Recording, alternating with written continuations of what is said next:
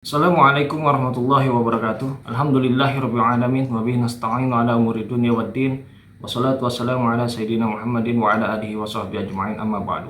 Kaum muslimin yang dirahmati Allah Subhanahu wa taala. Sebagaimana di dalam postingan video sebelumnya bahwasanya saya mengatakan jangan kuliah di Universitas Madinah. Karena Universitas Madinah ini faktanya memang mencetak ustadz-ustadz yang bodoh. Kenapa saya katakan bodoh? Ini sebagai reaksi karena ustadz-ustadz lulusan Madinah itu memvonis amalan-amalan yang diamalkan oleh warga Nahdlatul Ulama sebagai amalan bid'ah yang sesat. Berarti orang yang mengamalkannya adalah orang-orang yang sesat. Jika tidak mau dikatakan bodoh, ya jangan memvonis orang lain sesat. Kan bisa membawanya kepada persoalan ijtihadiyah yang di dalamnya bisa saling menghargai dan saling menghormati tanpa memvonis sesat.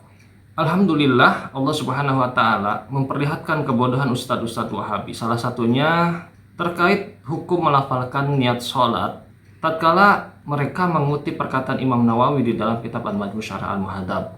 Mari kita lihat videonya terlebih dahulu. Ya Ustaz, bagaimana dengan bacaan usolli sebelum sholat? Bacaan usolli sebelum sholat. Melafadzkan niat, ya. Terjadi perselisihan para ulama apakah itu hukumnya disunnahkan atau tidak. Sebagian ulama mutaakhirin kali kalangan Syafi'iyah berpendapat bahwa itu mustahab. Yang pertama kali menyatakan mustahab itu dari ulama Syafi'iyah yang bernama Abu Abdillah Az-Zubairi. Itu disebutkan oleh Imam Nawawi dalam kitab Syarhul Muhadzab di jilid 2. Waktu itu Imam Nawawi sedang mensyarah ucapan perkataan Imam Syairazi dalam kitab Al-Muhadzab. Apa kata Imam Syairazi? Wa ba'du ashabina man yara bi istihbabit talaffuz bin niyyah wa laysa bi syai' wa li anna an-niyyah mahalluha al-qalb. Sebagian ulama kami dari mazhab Syafi'iyah ada yang berpendapat disunnahkan melafadzkan niat, dan itu pendapat yang tidak ada dalilnya. Juga dikarenakan niat itu tempatnya di hati. Kata Imam Nawawi apa?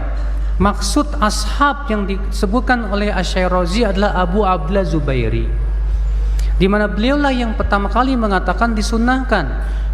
Apa landasannya? Karena beliau memahami perkataan Imam Syafi'i dalam kitab Al-Um.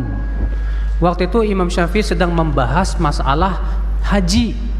Apa kata Imam Syafi'i dalam Al-Um? Walaysat kas-shalah fa innaha la budda minan nutqi. Tidak sama dengan solat karena solat itu harus diucapkan. Dipahami oleh Abu Abdullah Az-Zubairi maksudnya mengucapkan apa? Niat.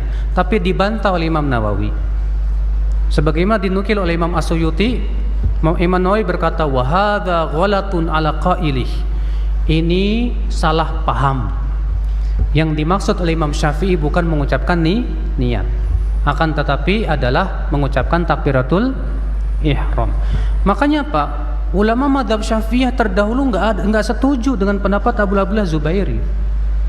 Pendapat Abu Abdullah Zubairi dibantah oleh Imam Nawawi, Imam Syairazi, Ar-Rafi'i, ulama-ulama besar dari mazhab Syafi'iyah semua itu, Pak. Iya. Demikian tadi ceramah Ustadz Wahabi terkait perkataan Imam Nawawi di dalam hukum melafalkan niat. Apabila kita ringkas, maka Ustadz Wahabi ini menyatakan bahwasanya yang pertama kali mensunahkan melafalkan niat adalah Abu Abdillah Az-Zubairi.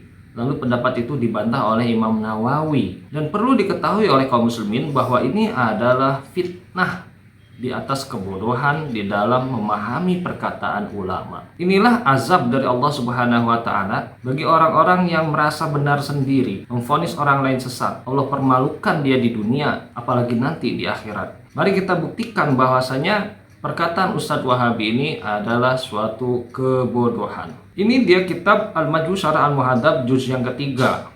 Redaksi kitabnya ada di halaman 240 sampai halaman 241. Kemudian saya tambahkan kitab Al-Majmu' Syarah Al-Muhadzab juz ke-6. Redaksi kitabnya ada di halaman 302. Dan yang terakhir, saya akan mengutip kitab Imam Nawawi yang lain, yaitu kitab Minhajut Thalibin. Redaksi kitabnya ada di halaman 96. Semua redaksi kitab yang tadi saya kutip sudah saya ketik ulang. Ada di sini, sudah saya tambahkan harokat dan juga sudah saya tulis terjemahannya. supaya nanti netizen bisa membacanya kembali dengan mudah. Dan ini nanti semuanya bisa di-download, baik tadi kitab-kitabnya termasuk ini yang sudah diketik ulang ya, semuanya bisa di-download. Linknya saya cantumkan di dalam deskripsi. Mari kita baca. Imam Asy-Syaraji berkata, wa mahallun niyati qalbu, tempat atau letak niat adalah hati. Fa inna wa biqalbihi duna lisanihi ajza'ahu, maka jika seseorang berniat dengan hatinya tanpa melafalkannya dengan lisannya, itu sudah mencukupi. Wa min ashabina man qala yanwi bil qalbi wa yatalaffudu bil lisani wa laysa bi syai'in. Di antara sahabat kami ada yang berkata bahwa niat dilakukan dengan hati dan harus dilafalkan dengan lisan. Tetapi pendapat ini tidak ada dasarnya. Li'anna niyata hiyal qasdu bil qalbi, karena niat itu adalah maksud yang ada di dalam hati. Kitab Al-Majmu' Syarah Al-Muhadzab halaman 240 juz 3. Kemudian syarah dari Imam Nawawi. Imam Nawawi berkata, fa inna bi qalbihi wa lam yatalafat bi lisanihi ajza'ahu 'ala al-madhhabi wa bihi qata'an jumhur. Jika seseorang berniat dengan hatinya dan tidak melafalkannya dengan lisannya, maka itu sudah mencukupi menurut mazhab Syafi'i. Dan inilah pendapat yang dipegang oleh mayoritas ulama. Wa fihil wajhul ladzi dzakarahu al-musannifu wa dzakarahu ghayruhu. Dalam hal ini terdapat pendapat lain yang disebutkan oleh al-musannif dan juga oleh ulama lainnya. Wa qala sahibul hawi wa qaulu Abi Abdillah Zubairi annahu la yuj'uhu hatta yujmi'a bainan niyatil qalbi wa talaffuzil lisani. Pemilik kitab Al-Hawi berkata, ini adalah pendapat Abu Abdillah Az-Zubairi yang berpendapat bahwa niat tidak dianggap sah kecuali jika seseorang menggabungkan antara niat dalam hati dan pelafalan dengan lisan. Lianna Syafi'iyya rahimahullah qala fil haji idza nawa hajjan aw umratan ajaa wa in lam yatalaffad wa laysa kas-shalati la tasihu illa bin nutqi. Hal ini karena Imam Syafi'i rahimahullah berkata dalam masalah haji, jika seseorang berniat haji atau umroh maka itu sudah mencukupi meskipun dia tidak melafalkannya. Tidak seperti salat. Salat tidak sah kecuali dengan pengucapan. Qala ashabuna ghalita hadzal qailu wa laysa muradu Syafi'i bin nutqi fi sholati hadza ba muraduhu takbiru. Para ulama dari kalangan mazhab kami mengatakan pendapat ini keliru karena maksud Imam Syafi'i tentang pengucapan dalam salat bukanlah pelafalan niat, tetapi yang dimaksud adalah takbir. Kitab Al-Majmu' Syarah Al-Muhadzab halaman 241 juz 3. Wa mahallun niyatil qalbu wa la yustaratu nutqul lisani bila khilafi. Tempat atau letak niat adalah hati dan tidak disyaratkan atau tidak diwajibkan melafalkannya dengan lisan tanpa ada perbedaan pendapat. Wala yakfi an niyatil qalbi bila khilafin, walakin yustahabbu talaffudu ma'al qalbi kama sabaqa fil wudu'i was sholati. Dan tidak cukup hanya melafalkan dengan lisan tanpa adanya niat dalam hati, tanpa ada perbedaan pendapat.